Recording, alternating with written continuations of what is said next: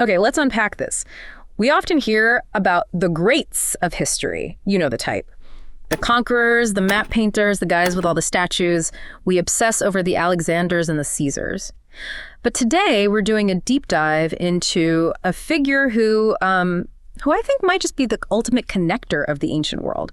Someone who didn't just live through history, but effectively stitched it together. That is the very, very apt way to describe her. She really is the thread that runs through the entire tapestry of the Persian Empire's golden age. I mean, just look at this resume. She is the daughter of the empire's founder, Cyrus the Great. She's the wife of not one, not two, but three successive kings.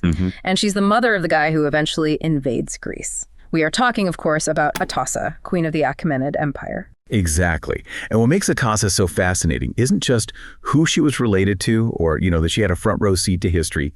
It's how she managed to survive it. We are looking at one of the most volatile periods in Persian history. I mean, we have coups, we have assassinations, we have imposters, civil wars. And through all of that, Atossa doesn't just survive. She navigates her way to becoming, well, arguably the most powerful woman in the known world. And that's our mission for this deep dive. We want to look past those old stereotypes. The image of the sequestered, passive woman in the Oriental harem, just sort of waiting around for the king.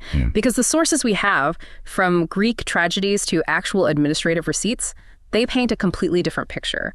Herodotus literally describes her as a woman who held all the power. So the question is, how does she pull that off? To understand how she pulled it off, we first have to understand the board she was playing on. We need to set the stage with the Achaemenid Empire itself. Because if you don't get the scale of this thing, you just don't understand the stakes. Right.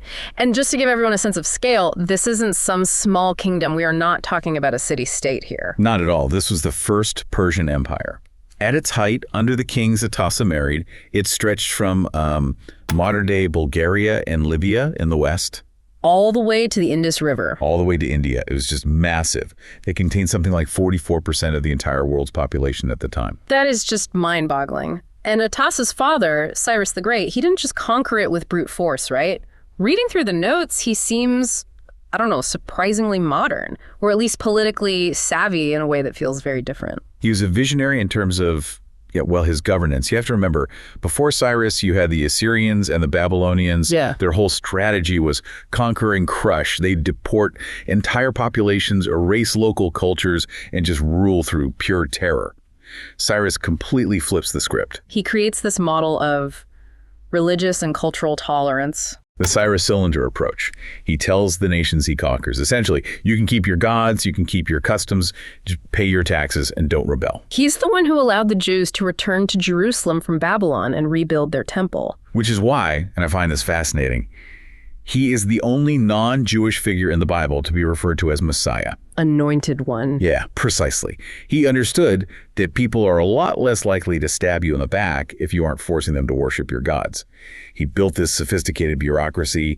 He set up satrapies, which are like provinces run by governors, and created the Royal Road postal system. Which was basically the Amazon Prime of the ancient world. I mean, it allowed a message to travel 1,500 miles in about a week.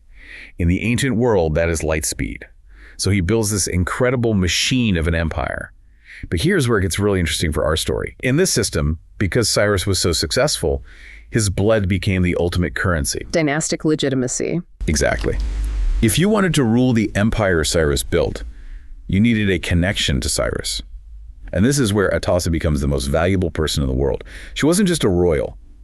As the daughter of Cyrus, she was the physical embodiment of his legacy. A living, breathing political asset. She's a living flag. So if you possess her, you possess the mandate to rule, which explains why she was so sought after, but it also puts a huge target on her back. I want to jump into her survival mode because her marital history, it really plays out like a thriller. It really does. And it starts quite close to home, maybe a little too close for modern sensibilities. We have to address the elephant in the room. Her first husband is Cambyses II, who also happens to be her brother. Yes. Now, we have to look at this through the lens of the time, but also understand that this wasn't necessarily normal even for them yet. The practice is called royal endogamy intermarriage to preserve the bloodline. It was about keeping that divine favor concentrated within the family, sort of like what the pharaohs did in Egypt. But the notes mention that this specific marriage required a bit of legal gymnastics. It did. This is a classic example of what we call a legal fiction. Cambyses wanted to marry his sister Atossa, most likely to solidify his claim to the throne. But there was no Persian law that actually permitted incest. So he summons the royal judges. And these judges must have been sweating bullets. I mean, Cambyses was known for being, let's just say, volatile. Oh, volatile is putting him on it. He was dangerous. The judges knew if they said no, they might lose their heads. If they said yes, they break sacred law. So they found this incredible workaround. They told him, we cannot find a law allowing a brother to marry a sister. However, we did find a law stating the king of Persia may do whatever he wishes. That is terrifyingly brilliant. It's the ultimate executive order. We can't let you do this, but actually you're the king, so laws don't apply to you. Exactly. It allows the marriage to proceed while technically pretending to uphold tradition. But think about what that signals to Atossa. It signals that the law will not protect her. The king's whim is absolute. She is living in a world without a safety net. And that safety net just disintegrates completely when Cambyses dies. Because this next chapter, if this were a movie, people would say the plot is too twisted. Cambyses conquers Egypt, but on his way back, he dies. And his brother takes the throne. Or does he? This is the crisis of 522 BCE. It's the most confusing year in Persian history. A man claims the throne as Bardia, Atossa's other brother. But there's a catch. A massive one. According to the official story that comes out later, mostly written by the guy who overthrew him, this wasn't the real Bardia. The official line was that Cambyses had secretly murdered the real Bardia years ago out of jealousy. So the man on the throne, the man Atossa is now married to, husband number 2, is actually an imposter. That's the claim. Darius, who we'll get to, claims this man was a Magian priest named Gaumata who just happened to look exactly like the dead prince. Maybe he had his ears cut off. That's one of the details Herodotus adds. But otherwise, a perfect double. I have to pause here. This screams convenient propaganda, doesn't it? Oh, I didn't kill the rightful king. I killed an evil wizard who stole his face. Many modern historians agree with you. It is very likely that this was the real Bardia, and the whole imposter story was just a fabrication to justify a coup. But for our deep dive, just put yourself in Atossa's shoes. It's a nightmare scenario either way. Exactly. She is the one person who would know for sure. She grew up with the real Bardia. She knows his voice, his scars, his childhood stories. So if it is an imposter, she is sleeping next to a man who murdered her brother and is wearing his identity. If she speaks up, he kills her. Correct. But if it is her real brother, and she knows that powerful generals are plotting to kill him by calling him a fake, she is still in mortal danger. If she sides with her brother, she dies when the coup happens. Herodotus claims she was sequestered, kept in isolation. She's a pawn in a very high-stakes game. And then the game flips again. The coup succeeds. The imposter is killed. Enter husband number 3, Darius. Darius the First, later known as Cyrus the Great. He enters the picture as the hero or the usurper, depending on your perspective. He leads a group of 7 nobles to overthrow Gaumata. But Darius has a problem, right? He's technically royalty, but he's from the cheap seats, a junior branch of the family. He's not a direct descendant of Cyrus. Exactly. His claim to the throne is shaky at best. He just murdered the sitting king. He needs a way to cement his right to rule. He needs to convince the empire that he isn't just some general who grabbed power. And that brings us right back to the value of blood. He needs Atossa. It's the ultimate transaction. He marries Atossa, and suddenly he isn't just a usurper, he's the son-in-law of Cyrus the Great. He absorbs her legitimacy. And what does she get out of it? Survival. And eventually, power. She needed his protection to stay at the very top of the social hierarchy. It was a political merger.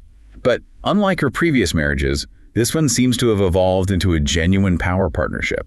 That's the pivot point. She goes from being a survivor to being a real player. Herodotus says she held all the power. That's a heavy statement. How did she exercise that influence? She wasn't leading armies. No, she wasn't on the battlefield. She operated as what we might call a bedchamber diplomat. In a court like the Achaemenid one, the king is distant, almost divine. Access to his physical person is extremely limited. As his wife, and specifically the wife carrying the blood of Cyrus, she has his ear in a way no general or satrap does. And the biggest proof of her power is the succession of her son, Xerxes. Because Xerxes wasn't the automatic heir. Darius had other kids, right? He did. He had an older son named Artabazanes from a previous marriage, born before Darius became king. Yeah. By normal standards of primogeniture, where the eldest son inherits Artabazanes, should have been the next king. But Atossa wants her son, Xerxes, on that throne. Right. and Xerxes is younger. So Atossa and her faction, they have to craft a legal argument to jump the line. And it is absolutely brilliant. I love this argument. It's all about timing. It is. They argue that Artabazani was born when Darius was just a private citizen. He was the son of Darius the Noble. The Xerxes. Xerxes was the first son born while Darius was king. He was born in the purple, so to speak. That is such a lawyer move. Yes, he's older, but he's not royally older. Exactly. But the argument that really sealed the deal was the bloodline again. Xerxes had the blood of Cyrus the Great flowing through him via Atossa. Artabazan's did not. Atossa effectively argues, if you want your dynasty to be linked to the founder of this empire, you have to pick my son. And it worked. She successfully engineered Xerxes' rise to the throne, bypassing the older brother. She secured the legacy of her father's line and ensured she would remain the queen mother. Which, in many ways, is a safer and even more powerful position than just being the king's wife. She secured her future. Speaking of securing the future, we have to talk about the Democedes incident. This story is just, it feels so human, but it has these massive geopolitical consequences. It connects medical history directly to war. It really does. It's one of those butterfly effect moments where a small personal event completely changes the map of the world. So Atossa gets sick, and the description in the records is pretty specific. Yes. Herodotus describes a growth or a lump on her breast. Eventually it bursts or becomes an abscess. Medical historians look at this as possibly one of the earliest recorded cases of inflammatory breast cancer, or perhaps a severe mastitis. And naturally, she is terrified and ashamed, right? The sources say she hid it for a while. She did. There was a huge stigma and probably a fear that if she was seen as defective, she would lose her status. But eventually the pain or the fear drives her to seek help, and she turns to a Greek slave in the court named Democedes. And this guy, Democedes, he isn't just some random healer. He was considered the best doctor of his time, but he's captive. He just wants to go home to Greece, so he sees an opening. He makes a deal. He tells her, I will cure you, but you must swear to do whatever I ask of you. She agrees. And he treats her, and apparently he's successful because she survives and lives for many more years. So she recovers, and then he calls in the favor. He does. He doesn't ask for money. He asks her to convince Darius to turn his military attention toward Greece. His plan is that if the Persians send a scouting mission or an army to Greece, he can tag along as a guide and then make a run for it. So we have this amazing scene described by Herodotus where Atossa is in bed with Darius pillow talk at the highest level, and she persuades him to attack Greece. But she doesn't say, my doctor wants to go home. No, she's much too smart for that. She plays to Darius's ego. She tells him a great king needs to conquer new lands to prove his strength. She says, show the Persians that they are ruled by a man. And then, and this is the detail I find so amusing, she adds a personal shopping list. Right. She tells him she wants Greek handmaidens. And she specifically lists women from Sparta, Argos, Corinth, and Athens. I want to be served by Greek women. Right. It's a pretext, of course, to fulfill her bargain with Democedes. But think about the implication. It's honey, conquer Athens. I need new staff. Essentially. And Darius agrees. He sends the mission. Democedes escapes, just as he planned. But now, the Persian eye is turned west. The machine has been set in motion. That is the literal definition of the butterfly effect. A tumor in Persia leads to a conversation, which leads to a scouting mission, which eventually leads to the Greco-Persian Wars. The burning of Athens, the 300 Spartans at Thermopylae, the Battle of Marathon. All of those defining moments of Western history can be traced back, in part, to Atossa's health crisis and her deal with the doctor. It really challenges the idea that history is just about economics and geography. Sometimes it's about a conversation in a bedroom. Now, obviously, a lot of what we know comes from the Greeks. And the Greeks, well, they had a certain view of the Persians, usually as the villains. True. To the Greeks, Persia was the other. It was the menacing empire of slavery and tyranny. But Atossa seems to get a pass. I was reading about the play The Persians by Aeschylus. This is a Greek tragedy written by a guy who actually fought against the Persians. You'd think he'd make her a monster. That is what makes Aeschylus's portrayal so surprising. In the play, she isn't a villain at all. She's the queen mother. She is dignified. She's anxious about her son Xerxes. She's a figure of moral weight. There is that famous scene where she asks the chorus about the Athenians. Right. She asks, who is the master of this people? Who holds the shepherd's staff over them? And the chorus replies, they are slaves to no man. They bow to no king. And she's just shocked. It's a dramatic device, of course, to highlight the difference between Greek democracy and Persian monarchy. But the fact that she is the vehicle for this exploration and that she is treated with such respect suggests she was a figure of immense stature, even to her enemies. She wasn't just a caricature. So we have the Greek view, the influential queen mother. But what about the reality on the ground? Because we have more than just stories now. We have these things called the fortification tablets. This is where archaeology gives us a fantastic reality check. The Persepolis fortification tablets are administrative documents. They aren't stories. They are receipts, essentially. Hard drives made of clay. Receipts are good. Receipts don't lie. Exactly. And these receipts show us that royal women in the Achaemenid Empire were not shut away in a room doing nothing. They were active economic agents. These tablets record rations, payments, and travel authorizations. And Atossa is in there? She is. We see that these royal women owned huge estates. They organized workforces, hundreds of laborers. They traveled freely across the empire. So the idea that she was just whispering in Darius's ear in the bedroom is only half the story. Right. She was also likely signing off on rations for wine and grain, managing property, and acting as part of the administrative machine. She wasn't just influencing the state. She was running parts of it. The harem wasn't a prison. It was a headquarters. That really changes the picture. She's a CEO as much as she is a queen. Exactly. She used every tool available to her, lineage, marriage, persuasion, and economic management, to shape her world. So when we look at the whole picture, from the daughter of Cyrus to the administrator of estates to the mother of Xerxes, what is the big takeaway here? I think the big takeaway is that Atossa served as the bridge. She was the connective tissue between the founding of the empire under Cyrus and its absolute peak under Darius and Xerxes. Without her, that transition of power might have collapsed. It's very possible. If she hadn't survived the coup of the imposter husband, Darius might not have had the legitimacy to hold the empire together. If she hadn't won that argument about Xerxes being the true heir, the empire could have fractured into civil war.